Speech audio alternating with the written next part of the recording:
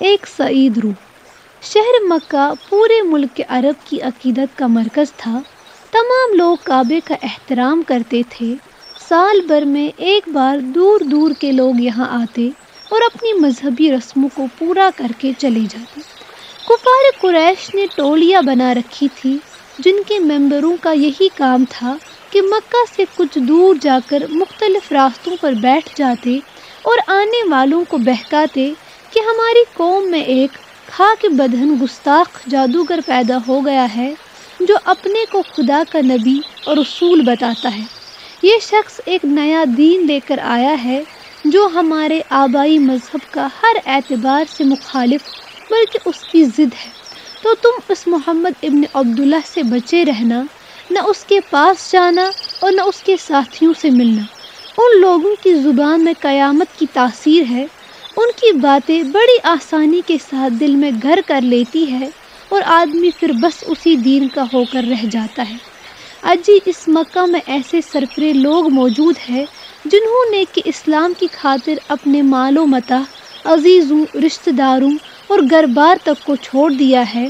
یہ لوگ پٹتے ہیں، مار کھاتے ہیں، فاقے کرتے اور تکلیفیں سہتے ہیں، مگر اس دین سے پھرنے کا نام نہیں لیتے۔ تم خانہ کعبہ کا طواف کرنے کے لیے آتے ہو، طواف کرو اور چلے جاؤ، نئی نئی باتوں پر کان نہ دھرو۔ جہالت و گمراہی کے یہ پتلے خود بھی گمراہ تھے اور دوسروں کو بھی قبول ہدایت سے روکتے تھے۔ حق کی دشمنی اور اسلام کی مخالفت نے ان کو اندھا، بہرا اور گونگا بنا دیا تھا۔ اپنی طرح دوسروں کو بھی اس گندگی اور جہالت میں رکھنا چاہتے تھے۔ ان کی مخالفانہ باتوں کا لوگوں پر بہت زیادہ اثر ہوا۔ یعنی قریش اور شرفائے مکہ کی باتوں کو اہل بادیہ بلا کس طرح جھٹلا سکتے تھے، مگر مخالفت اور دشمنی کی اس گفتگو کے ساتھ باہر والوں کے کان محمد رسول اللہ صلی اللہ علیہ وسلم اور اسلام کے نام سے ضرور آشنا ہو جاتے۔ مخالفتیں خود تبلیغ کا خاموش فرض انجام دے رہی تھی، انہی کے وار خود انہی پر الٹ پلٹ کر پڑ رہے تھے۔ اپنی تدبیروں کی الٹی تاثیروں سے وہ خود بے خبر تھے۔ بجلی کے شراروں سے پانی کے دھارے پھوٹنے کے آپ ہی آپ سامان ہو رہے تھے۔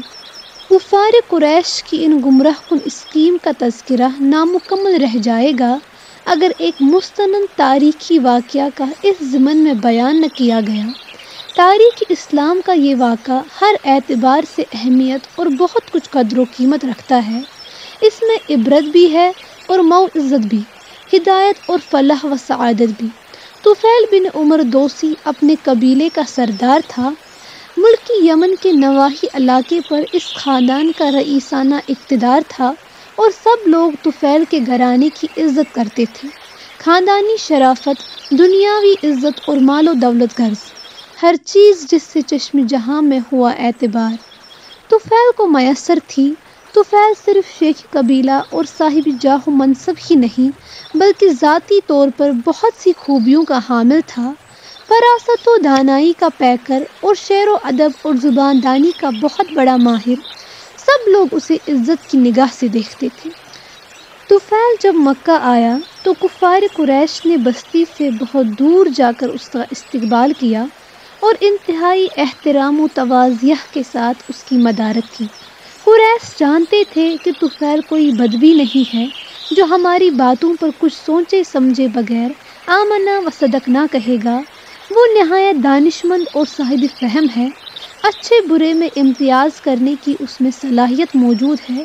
ایسا آدمی اگر پیغمبر اسلام کی خدمت میں پہنچ گیا تو متاثر ہوئے بغیر نہ رہ سکے گا اور اس کا اثر ساری قوم پر پڑے گا۔ اس لیے قریش نے طفیل کو شیشے میں اتارنے کے لیے اس کی خوب تواضع کی کہ اس طرح اس کے دل میں ہمارے لیے خود بخود گنجائش پیدا ہو جائے گی۔ تواضع اور مدارات کا بڑا اثر ہوتا ہے۔ طفیل بھی قریش کی مہمان نوازی سے متاثر ہوا۔ پھر قریش نے طفیل کی بہت تعریفیں کی کہ تم یہ ہو، تم وہ ہو، تم میں فلاں فلاں خوبیاں ہیں، قوم تمہاری ذات پر فخر کرتی ہے اور تمہاری فراست کسی کی چکنی چپڑی باتوں کا اثر قبول نہیں کر سکتی، تمہارے ارادے اور عقیدے میں ثبات پایا جاتا ہے۔